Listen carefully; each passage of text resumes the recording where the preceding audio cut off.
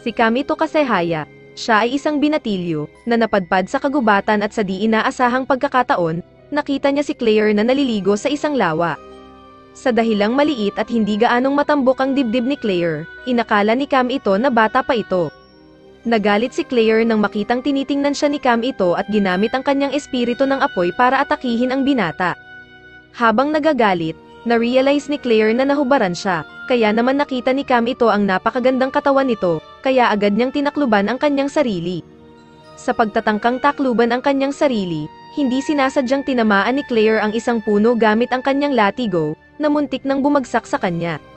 Sa pagsisikap na mailigtas si Claire, hindi sinasadyang nahawakan ni Cam ito ang kanyang dibdib, na lalo pang nagpalola ng galit ni Claire hanggang sa mawalan si Cam ito ng malay. Pagmulat ni Cam ito, natagpuan niya ang sarili na may latigo ni Claire sa kanyang leeg.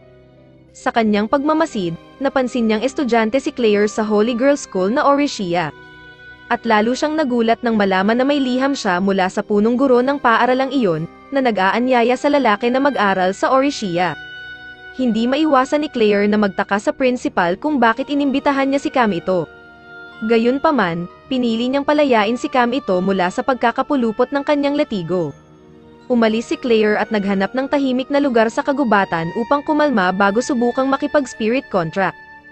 Ang espiritong ito ay walang iba kundi ang maalamat na espada, ang Demon Slayer, na sinasabing hindi pa nakukuha ni Numan. Si Claire ay determinadong makuha ang kapangyarihan ng espada. Nagdesisyon si Cam ito na samahan si Claire dahil nais niya ng gabay patungo sa paaralan. Sila ay dumating sa templo kung saan sinasabing naninirahan ang espiritu ng Slayer.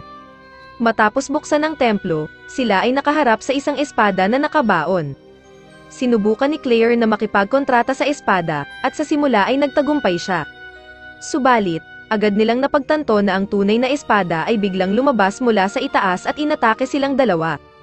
Sa hindi inaasahang pangyayari, tinawag ni Claire ang kanyang kasamahang pusa upang depensahan sila, ngunit nauwi ito sa kabiguan.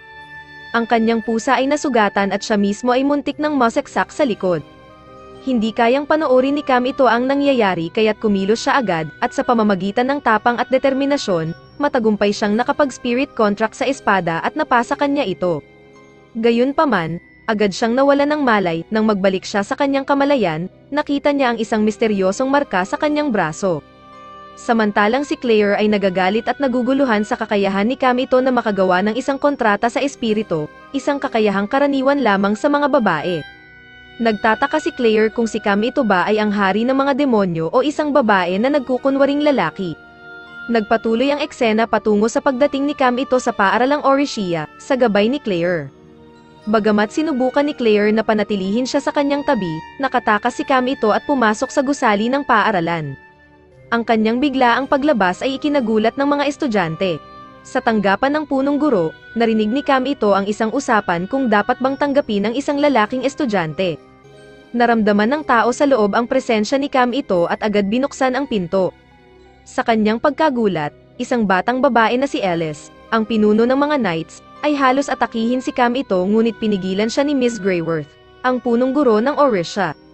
Nagtanong si Cam ito kay Miss Greyworth tungkol sa isang espiritu na si Raistia. Ngunit pinaalala ng prinsipal ang tungkol sa napagkasunduang sulat.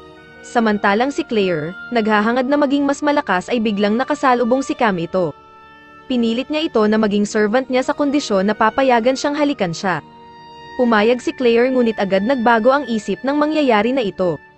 Nang magkita sila ng kanilang guro sa unang araw na si Miss Freya, ipinakilala niya si Cam ito sa kanilang klase. Namangha ang mga estudyante sa pagkakaroon ng isang lalaking estudyante. Tinukoy ni Claire sa harap ng kanyang mga kaklase na si Cam ito ay kanyang alipin, na nagdulot ng labanan sa atensyon ni Cam ito sa pagitan niya at ng isa pang babae na si Rinslet. Sa gitna ng gulo, nadapa si Rinslet at nabangga si Cam ito, na nagresulta sa pagtawag sa kanya na pervert ng kanyang mga kaklase. Lumipat ang eksena kung saan nagpapahinga si Cam ito sa kanyang bagong tahanan. Inalala niya ang kanyang nakakapagod na unang araw sa paaralan at pinag-iisipan kung paano siya makakaligtas hanggang sa event ng Blade Dance, kahit wala siyang hangad na sumali. Samantalang si Claire, dala-dala ang pagkain dahil naaawa siya at ayaw niyang magutom si Cam ito. Habang naglalakad, narinig niya ng hindi inaasahan na may spirit contract ceremony kinabukasan, kung saan ang premyo ay isang pagkakataon na makagawa ng kontrata sa isang military spirit. Samantala, naiisip niya ang mga sinabi ni Miss Freya tungkol sa kasaysayan ng paaralang Orishiya at sa event na Blade Dance. Mahalaga ang event na ito dahil ang mananalo ay maaaring humiling ng isang kahilingan na matupad. Dahil gutom, nagtungo siya sa kantina upang bumili ng pagkain ngunit hindi siya bumili sa cafeteria dahil ito ay mahal. Hindi nagtagal, dumating si Rinslet at ang kanyang katulong at dinalhan si Cam ito ng pagkain. Subalit, ang pagdating ni Rinslet ay may layunin, inaalok siya na maging alipin niya. Tinanggihan ni Cam ito ang kanyang alok at iminungkahi na maging magkaibigan na lamang. Sa eksaktong oras na iyon, dumating si Claire sa bahay ni Cam ito. Mukhang inis si Claire nang makita si Rinslet na sinusubukang lumapit kay Cam ito. Nagkaroon ng matinding laban sa pagitan ni Claire at Rinslet. Tinawag nila ang kanilang mga espiritu at nagsimulang maglaban. Ang espiritu ni Claire, si Scarlet, ay nagdulot ng sunog sa bahay ni Cam ito. Nakita ito ni Rinslet at ginamit ang kanyang teknik upang patayin ang apoy, ngunit bukod sa pagpatay sa apoy, nawasak din ang bahay. Biglang dumating si Ellis at ang kanyang mga kaibigan at pinagalitan sina Claire at Rinslet dahil sa gulo. Ipinaliwanag nila kung bakit sila inilagay sa isang klase ng mga pasaway. Hindi lang iyon, ininsulto pa sila ni Ellis, sinasabi na si Claire ay kapatid ng isang traidor at ang pamilya ni Rinslet ay walang karangalan. Dahil dito, nagalit sina Claire at Rinslet at hinamon si Ellis sa isang laban.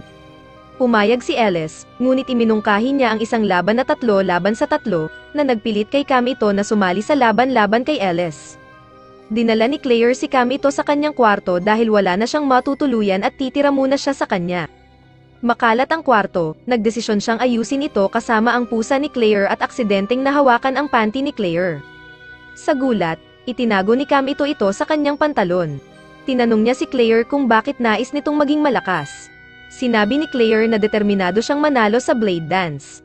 Pagkatapos nito, pinakiusapan siya ni Claire na maghanda ng pagkain habang siya ay naliligo.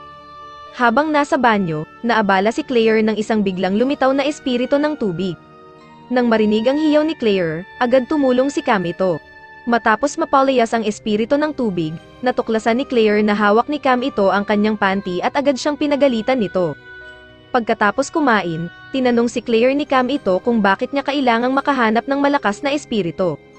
Sinabi ni Claire na nais niyang makita ang kanyang kapatid na si Rubia Elston na kilala bilang ang noble na nagpasimula ng sunog sa isang lugar.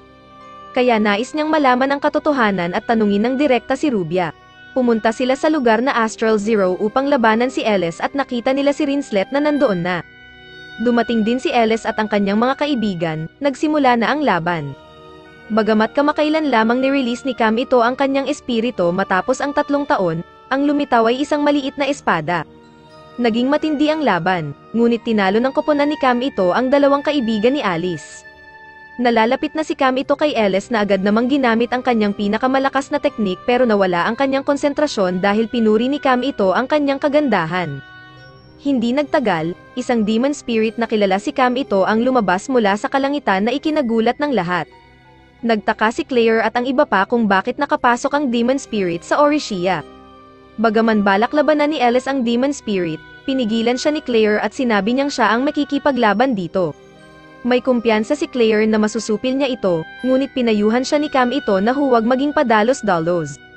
Subalit, matigas ang ulo ni Claire at nagsimula siyang lumaban, na may tulong mula kay Ellis mula sa kalayuan. Ngunit, hindi epektibo ang mga pag-atake ni Claire at napagod siya. Sa huli, tinulungan ni Cam ito si Claire dahil napagtanto niya na kunwari lang itong malakas. Habang malapit na matalo si Claire ng demon spirit, inialay ni Scarlet ang sarili upang tumulong. Dahil dito, malungkot na umiyak si Claire dahil sa pagkamatay ng kanyang minamahal na espiritu. Sa parehong oras, sinubukan ulit ni Cam ito na bunutin ang kanyang espada ngunit hindi niya magawa. Gayunpaman, hindi siya sumuko at patuloy na sinubukan hanggang sa wakas ay nabunot niya ang kanyang espada na Demon Slayer at agad pinatay ang demon spirit sa isang atake lamang. Nagsisisi si Claire dahil hindi siya nakinig kay Cam ito. Pagkatapos biglang nawala ng malay si Cam ito dahil sa sobra niyang paggamit ng spiritual na enerhiya. Nagkaroon siya ng panaginip noong siya'y alagad pa ng Demon King. Binigyan siya ng kapangyarihan ng isang babaeng si Risia. Nang magising siya, napagtanto niya na siya ay nasa kwarto ni Rinslet. Nagulat si Cam ito dahil may babaeng walang damit sa ilalim ng kanyang kumot. Ito ay si EST na espiritu ng kanyang espada, ngunit hindi pa niya ito alam. Hindi nagtagal ay pumasok si Rinslet sa kwarto, pinagtago niya si EST sa ilalim ng kumot. Nagpasalamat si Cam ito kay Rinslet sa pag-aalaga sa kanya. Nagmukhang mahiyain si Rinslet at agad siyang pinaalis dahil bawal ang mga lalaki sa dormitoryo ng kababaihan. Sinabi ni Cam ito na gusto niyang magpalit muna ng damit, ngunit napansin ni Rinslet at ng kanyang kasambahay ang kakaibang kilos sa ilalim ng kumot. Dala ng kuryosidad, tinanggal ni Rinslet ang kumot ni Cam ito at siya ay nagulat sa nakitang hubad na babae na niyayakap si Cam ito. Sinubukan niyang ipaliwanag upang hindi magkaroon ng pagkakamali, ngunit si Rinslet ay nainis at agad niyang ipinakita ang kanyang espiritu. Subalit, napigilan ni EST ang espiritu ni Rinslet, na nagpaalam kay Cam ito na si EST ang kanyang spirit contract. Samantalang, mukhang malungkot si Claire, gayunpaman, hindi pa rin siya sumusuko, lalo na ngayon na may pagkakataon na makipagkontrata sa isang military spirit. Plano niyang sumali sa event at manalo. Pagkatapos, pumunta si Cam ito at EST sa kwarto ni Rinslet kung saan ipinaliwanag ni EST ang kanyang dahilan sa pagpili kay Cam ito bilang kanyang amo. Sinabi niya na May 30th katao siyang tinanggihan at siya ay interesado kay Cam ito dahil sa pakiramdam niya ay kamukha niya ito. Lumabas siya dahil siya ay naboring na sa pagiging espada. Samantalang, ang ibang mga estudyante ay inisip na si Cam ito ay isang babero dahil sa pagdala niya ng isa pang babae. Hindi naglaon ay dumating si Ellis at pinagalitan siya dahil sa pagdala kay EST. Nag-aalala si Cam ito kay Claire, tiningnan niya ang kanyang kwarto ngunit wala ito. Sinabi ni Ellis ang tungkol sa event ng military spirit contract na gaganapin sa lungsod ngayong hapon, ngunit kailangan nilang gawin ang blade dance upang makuha ang military spirit. Nang marinig ito, naisip ni Cam ito na baka pumunta si Claire sa event. Sa huli, nagpasya siyang pumunta roon dahil alam niyang wala itong lakas mula sa espiritu. Samantalang, nakatagpo ni Claire ang isang tao na nag-alok sa kanya ng kapangyarihan upang maibalik ang espiritu ng kanyang namatay na pusa. Sa pagdinig ng alok, tinanggap niya ito agad nang hindi alam na ang kapangyarihan ay mula sa demonyo. Lumantad na ang taong nag-alok ay si Race Daya. Ilang sandali lang, si Cam ito ay patungo na sa arena habang si Claire ay nakipaglaban na sa ibang kalahok para sa premyo ng military spirit. Sa labang iyon, siya ay nagmukhang mahina dahil walang tulong mula sa kanyang espiritu. Siya ay naging paksa ng chismis at tinawag na kapatid ng Tridor. Sa kawalan ng pag-asa, bigla niyang kinuha ang kapangyarihan na binigay sa kanya ni Race.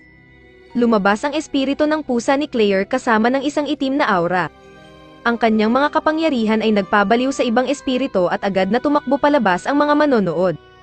Ang espiritu na kanyang pinakawalan ay isang galit na uri ng espiritu. Si Cam ito, nakakarating lang, ay agad na lumaban sa nagngangalit na espiritu na sumapi sa pusa ni Claire. Tinangka niyang gisingin si Claire na hanggang ngayon ay naghahangad ng kapangyarihan. Hindi niya matanggap ang patuloy na pangaalipusta at pakiramdam niya na iniwan dahil siya ay palaging itinataboy. Dahil sa nalaman, sinabi ni Cam ito na lagi siyang nandyan para sa kanya. Siya ay handang maging spirit contract para kay Claire.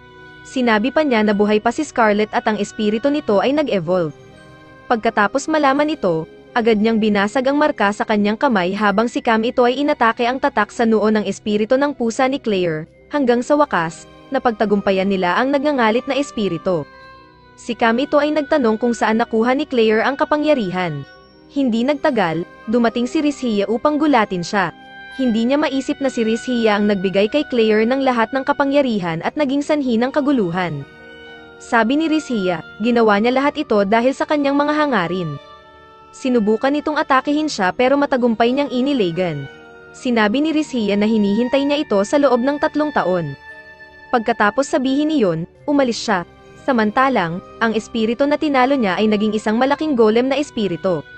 Agad siyang hay nila ni Claire palayo doon, ngunit mukhang iniisip pa rin niya si Rizhia.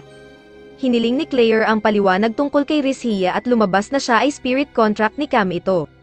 Dahil dito, siya ay nagkasala, ngunit pinayuhan siya ni Claire na bumawi at muli siyang maging buo dahil ang malaking golem na espiritu ay papunta sa lungsod at sila lang ang makakapigil dito. Mukhang nababahala pa rin si Cam ito kaya hinalikan siya ni Claire. Dahil dito, muli siyang nakapag-focus, agad silang sumugod sa malaking golem na espiritu. Sabi ni Claire, konti lang ang kanyang kapangyarihan kaya si Cam ito ang dapat lumaban sa malaking golem na espiritu. Sinabi ni Cam ito na ipapakita niya ang pinakamahusay na sayaw ng espada tulad ni Ren Ashbel. Sinimulan niya ang kanyang atake sa pamamagitan ng pagtusok sa mata ng malaking golem na espiritu. Samantalang, sinubukan ni Claire pigilan ang kamay ng golem na espiritu upang magawa niya ang kanyang ultimate attack at matagumpay na matalo ang malaking golem na espiritu. Pagkatapos nito, muli siyang nawalan ng malay habang si Claire ay namangha sa kanyang sayaw ng espada na kapareho ni Ren Ashbel. Bumalik si Cam ito sa dorm at muli, si EST ay nasa kanyang kumot. Agad naging magulo ang atmosfera nang makita siya ni Claire na kasama si EST. Lalo pa at nandoon rin sina Rinslet at Alice, sila ay nagagalit sa kilos ni Cam ito na itinuturing nilang bastos kahit na sila ay nagkamali lang sa pag-unawa. Samantalang, may isang babae na nagngangalang Fauna na papasok sa paaralan ng Orishia. Lumipat ang eksena sa nakaraan at ipinakita si Fauna na nakikipaglaban sa isang malaking espiritu. Hindi nagtagal matapos dumating si Cam ito sa lugar at tinulungan niya ito, madali niyang natalo ang malaking espiritu gamit ang kanyang espada. Napansin ng isang tao ang espada ni Cam ito at na-realize na ito ay katulad kay Ren Ashbel, ang alamat na Blade Dancer.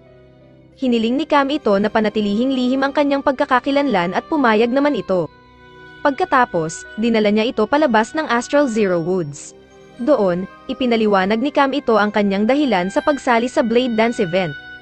Bago sila maghiwalay, hinikayat siya ni Fauna na magkakilala at nangakong magkikita silang muli.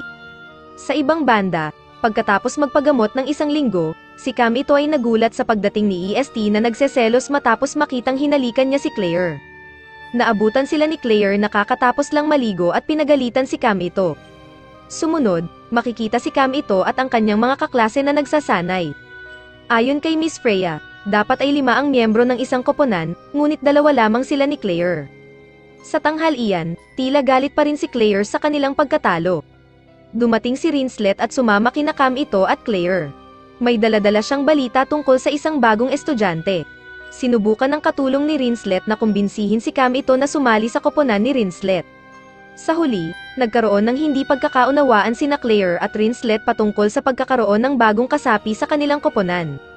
Dumating si Ellis upang sila'y paghiwalayin at sa hindi inaasahang pagkakataon, iminungkahi ni Ellis si Cam ito na sumali sa kanyang koponan. Ngunit pinigilan siya ni Claire at hindi pinayagan si Cam ito.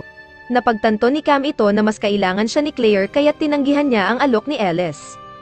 Bago umalis, sinabi ni Ellis kay Cam ito na kailangan siyang makipagkita kay Miss Greyworth. Sa ibang lugar, may nakasalubong si Rishian na tila kakilakilabot. Samantalang si Cam ito ay nagpunta upang makita si Miss Greyworth na siyang nagpakilala sa bagong estudyante na walang iba kundi si Fauna.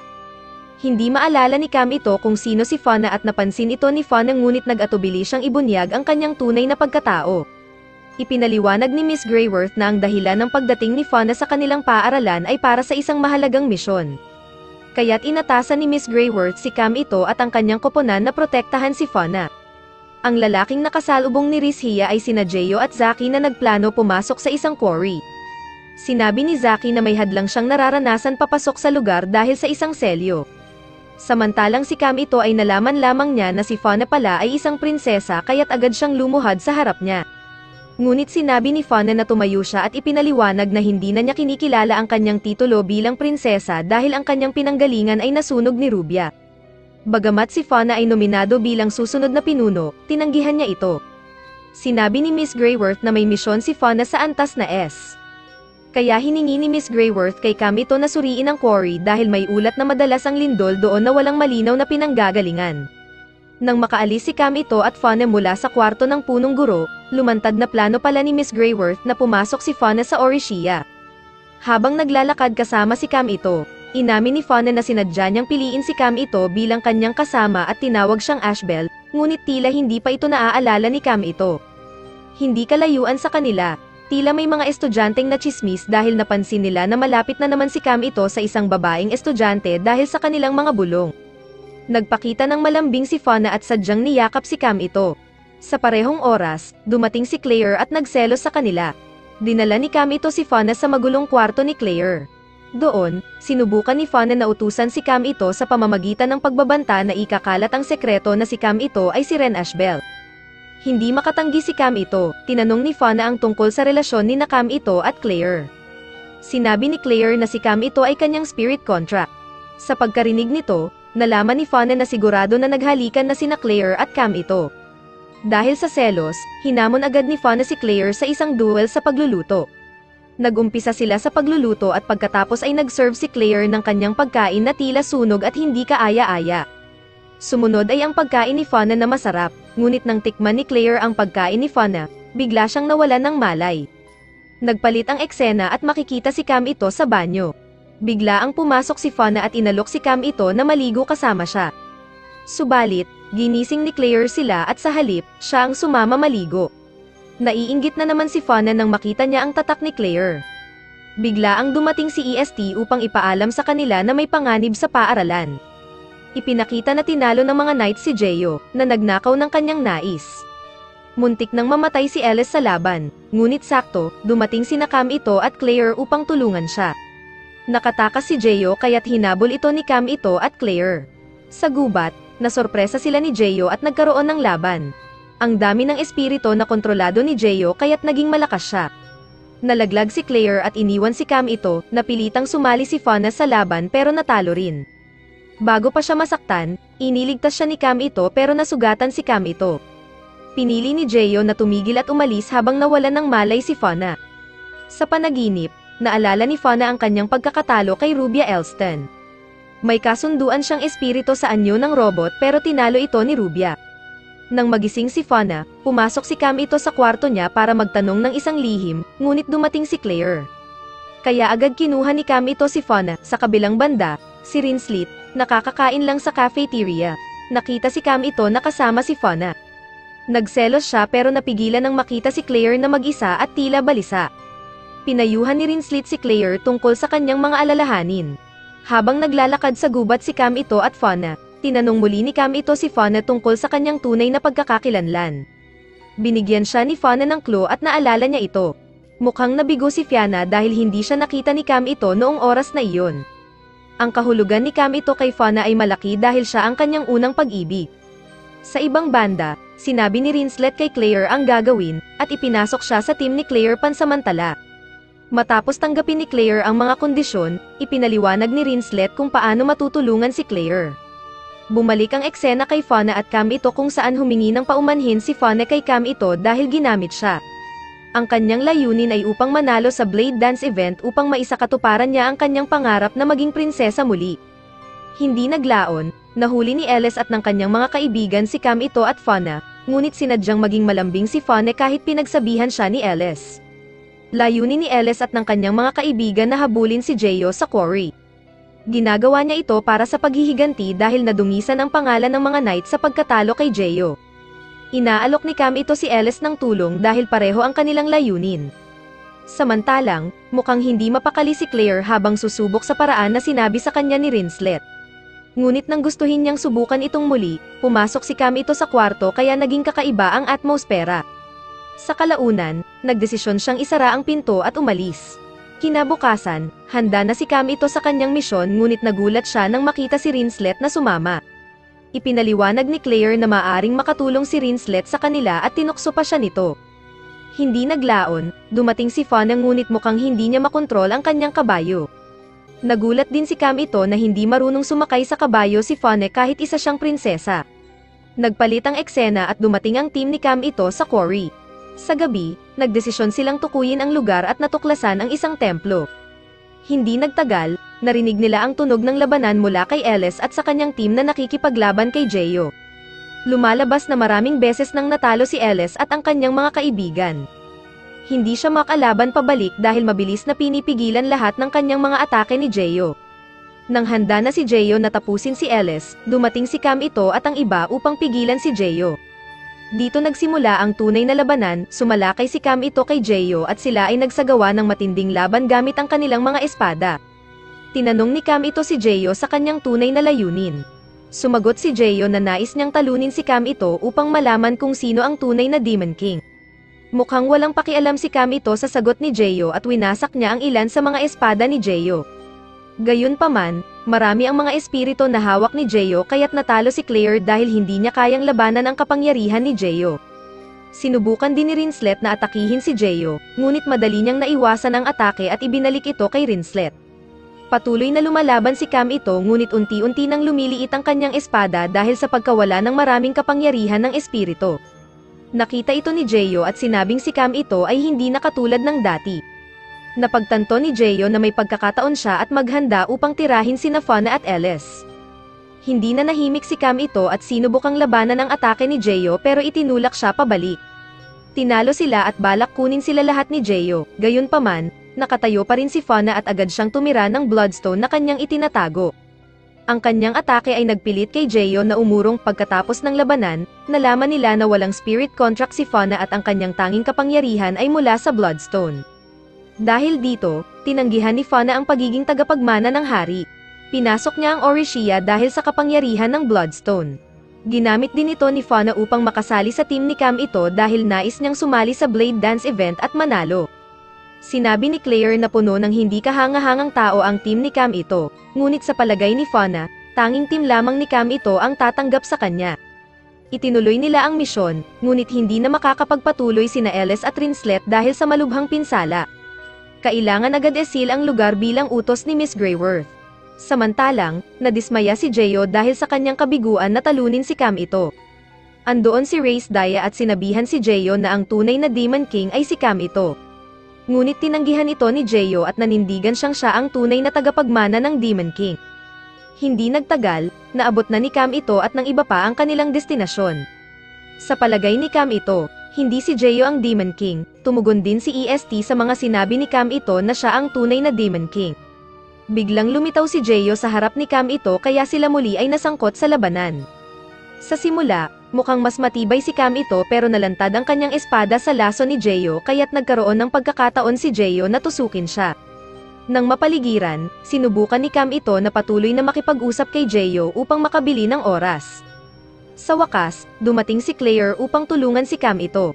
Handa na rin si Fauna na simulan ang kanyang spirit dance.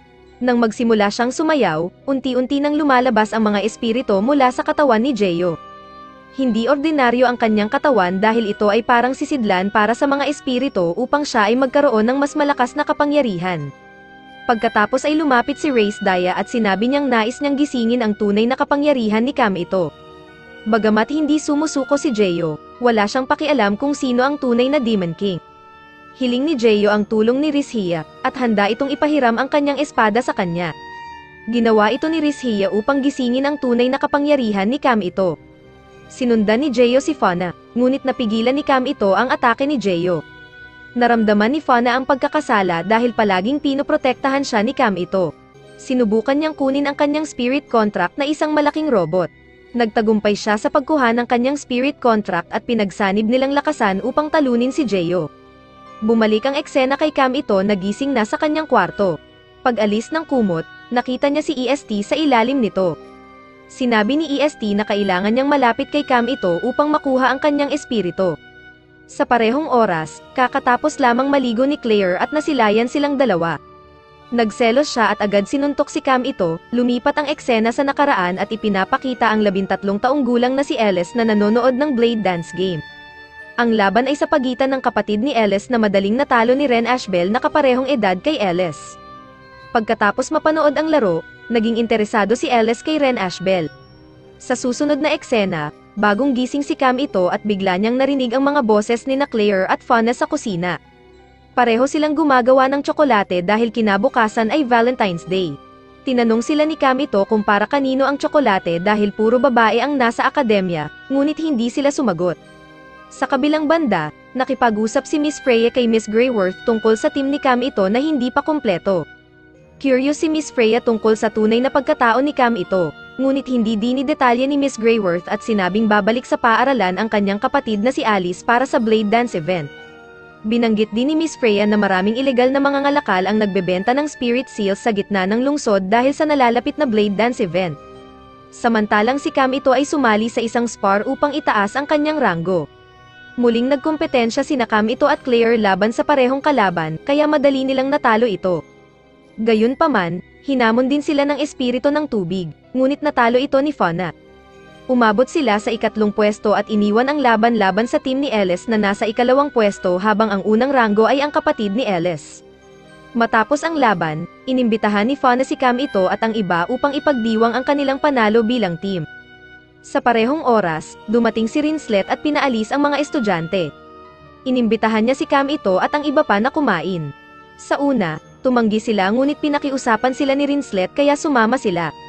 Subalit bago kumain, kinailangan muna ni Cam ito na dumalo sa karagdagan na klase. Bumago ang eksena kay Ellis na dumedalo rin sa klase at tila nagmememorya. Lumapit si Cam ito sa kanya pero bigla itong kumuha ng kanyang espada. Humingi siya ng paumanhin at ipinaliwanag ni Cam ito ang ilang mahalagang detalye mula sa klase. Nagpasalamat si Ellis at naisipan niyang hilingin kay Cam ito na turuan siya muli. Plano ni Cam ito na turuan si Ellis ngayong araw ngunit mayroon siyang ibang gagawin kaya iminungkahi niya na sa alas 5 ng hapon na lang. Pumayag si Ellis at sinabi niya kay Cam ito tungkol sa pagbebenta ng ilegal na spirit seals sa lungsod. Matapos ang klase, mukhang patungo na sila Cam ito at ang iba sa restoran. Napansin ni Cam ito si Claire na tila na humaling sa isang kwintas na nakadisplay sa isang tindahan ng alahas. Nang lapitan ito ni Cam ito, tila nahiya si Claire at biglang umalis. Mukhang nalito si Cam ito sa kanyang asal ngunit sinabi ni Rinslet na kaarawan bukas ni Claire. Pagdating sa restoran, hiniling ni EST kay Cam ito na siya ang mag-order ng pagkain. Sa kabila nito, ang waitress ay isang espiya at sinusubaybayan ang grupo ni Cam ito. Sa paglipas ng oras, nagkita sina Cam ito at Ellis para mag-aral. Nais ni Cam ito na dalhin si Ellis sa aklatan ngunit hiling ni Ellis na sa kanyang kwarto na lang. Wala siyang magawa kundi sumama. Pagdating sa kwarto, napansin ni Cam ito ang kaayusan nito. Nagbihis si Ellis at lumabas siyang suot ang isang pangkatulong na damit. Nagtaka si Cam ito at ipinaliwanag ni Ellis na payo ito ng kanyang kaibigan dahil raw gusto ng mga lalaki ang mga babaeng nagsusuot ng ganitong kasuutan. Sinagot siya ni Cam ito na hindi niya ito gusto kaya nagalit si Ellis at tinutukan siya ng espada. Pinakalma lamang siya ni Cam ito at sinabing may iba pa siyang talento bukod sa paghawak ng espada. Napatunayan niyang magaling magluto si Ellis nang ihanda nito ang pagkain para sa kanya. Habang kumakain, pinuri ni Cam ito ang masarap na luto ni Ellis at sinabi pa niyang maaari siyang maging mabuting asawa sa hinaharap. Nahiya si Ellis at ipinagpatuloy lang niya ang pagkain. Matapos mag-aral, tila nag-usap sila sa hardin kung saan binanggit ni Ellis ang kanyang kapatid at inamin niyang baka ito na ang huli nilang pagkikita. Sa pagpapatuloy ng kanilang usapan sa kwarto, sinabi ni Ellis na ito ang unang pagkakataon na may ibang lalaki sa kanyang kwarto. Sinabi niya ito dahil ang kanyang ate na si Ulceria ay babalik sa paaralan. Si Ulceria ay dating pinuno ng mga mandirigma, ngunit matapos matalo kay Ren Ashbel, bigla siyang nagbago at tinanggal sa posisyon. Ang posisyon ay kasalukuyang hawak na ni Ellis. Nagreklamo si Ellis tungkol sa kanyang trabaho bilang isang mandirigma dahil sa kasalukuyan, marami sa kanyang mga kasamahan ang sugatan. Hiningi niya kay Cam ito na sumali at pumayag ito dahil nais niyang tumulong. Sa kabilang banda, si Claire ay gumagawa muli ng tsokolate at nahuli ito ni Cam ito na kakauwi lang. Pinagalitan siya ni Claire dahil umalis siya nang hindi nagsasabi. Mas lalo pa siyang nagalit nang malaman niyang bagong galing si Cam ito sa kwarto ni Ellis at tinanggap ang alok nito na maging isang mandirigma. Dahil dito, pinaalis siya ni Claire sa kwarto at mukhang malungkot ito. Siya ay spirit servant ni Claire at hindi dapat iniwan ito. Pagkatapos ng ilang sandali, dumating si Fauna upang patahanan si Claire. Kinabukasan, ginising si Cam ito ni ESD dahil natulog ito sa gitna ng kagubatan. Hiningi ni ESD ang pangako na hindi siya iiwan nito gaya ng pag-iwan niya kay Claire. Sa susunod na eksena, ipinakilala ni Ellis si Cam ito bilang bagong kasapi ng mga mandirigma nang biglang dumating si Bulsiria. Nagalit ito nang malaman niyang maraming mandirigma ang tinalo dahil sa kahinaan. Ipinahayag niya ang dahilan ng kanyang pagdating, naghahanap siya ng makakasama sa kanyang koponan. Tinanggihan ito ni Ellis, ngunit lalo pang nagalit si Bulsiria at nagpakita ng kanyang napakalakas na kapangyarihan. Sa kabila nito, may 4 na tao pa rin na matibay sa harap ng kapangyarihan ni Bulsiria kaya kinuha niya ang mga ito at umalis. Inimbitahan ni Ellis si Cam ito na ituloy ang kanilang misyon, ngunit nais ni Cam ito na tumulong sa mga nasugatan sa pag-atake ni Bulsiria. Pagkatapos nito, sinimulan ni Cam ito at Ellis ang kanilang misyon na protektahan ang lungsod. Si Cam ito, na bagong naging mandirigma, ay tila napapagod. Maikling panahon pagkatapos, nagutom si Ellis kaya nais ni Cam ito na bilhan ito ng pagkain ngunit tinanggihan ito ni Ellis dahil may dala siyang pagkain. Kumain sila kasama ang iba pang mga kasapi, nasiyahan sila nang makita si EST sa kanyang kaibig-ibig na anyong tao. Aksidenteng nakita ni Cam ito ang pusa ni Claire kaya't agad niya itong sinundan. Sa huli, nagtagpo sina Claire at Cam ito, bagaman galit pa rin si Claire, nais niyang maglagay ng makeup, ngunit sinabi ni Cam ito na siya ay may tungkulin at kumakain kasama ang iba pang mga mandirigma. Napikan si Claire sa mga sinabi ni Cam ito, at lalo pang lumala nang dumating si Alice. Biglang ibinato ni Claire ang supot na may lamang homemade cake patungo kay Cam ito at tumakbo.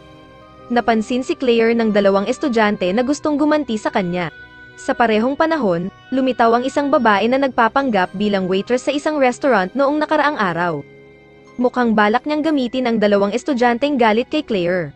Sa kabilang banda, tinitingnan ni Valseria ang larawan ni Ren Ashbel na nagdulot ng sakit sa kanyang puso. Dito sinabi niya na gag-antay siya kay Ren, tumakbo si Claire papunta sa kagubatan, patuloy pa rin sa kanyang galit at naalala niya ang kanyang hangarin na maging malakas para makita ang kanyang kapatid. Bigla siyang nasorpresa ng babae mula sa restaurant. Samantalang patuloy sa kanilang pagroronda sina Cam ito at Ellis. Ramdam ni Ellis na parang may date sila hanggang sa aksidenteng magkahawak ang kanilang mga kamay. Hindi siya umalis o tumanggi at gusto pa niya na hawakan pa siya ni Cam ito. Maikling panahon pagkatapos, tumigil si Ellis sa harap ng isang tindahan ng damit at tinitingnan ang damit na nakadisplay. Nadaman niyang hindi siya bagay sa ganoong damit dahil madalas siyang naka-night uniform. Tinanong siya ni Cam ito kung bakit niya gustong maging knight, at sinagot siya ni Ellis na na-inspire siya ni Valseria. Sa kasamaang palad, nagbago ang ugali ni Valseria mula nang matalo ito kay Ren Ashbel. Kaya nais niyang ipakita kung ano talaga ang isang totoong knight. Tinanong siya ni Cam ito kung galit ba siya kay Ren Ash, ngunit sinagot siya ni Ellis na hanga siya kay Ren dahil kakaiba ang kanyang paggamit ng espada kumpara sa iba.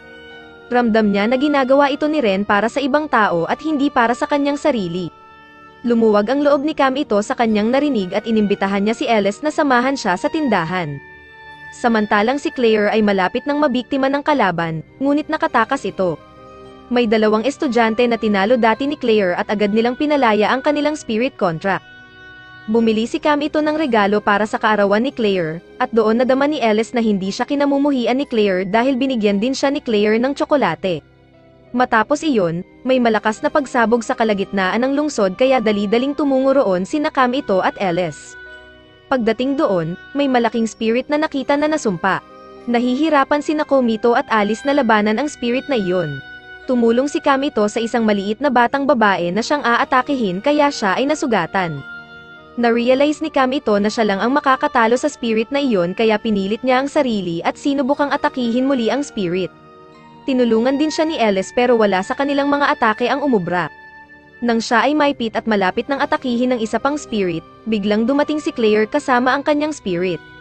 Hiningi ni Ellis ang tulong ni Claire at noong sila ay malapit ng umatake, bigla silang nabigla ng isang malakas na pagsabog na agad na pinuksa ang spirit. Ang pagsabog ay mula sa robotic spirit ni Valseria na hindi lamang pumupuksa ng spirits kundi sinira rin ito ang mga bahay sa paligid. Kahit ganito, wala yatang guilt na nararamdaman si Valseria.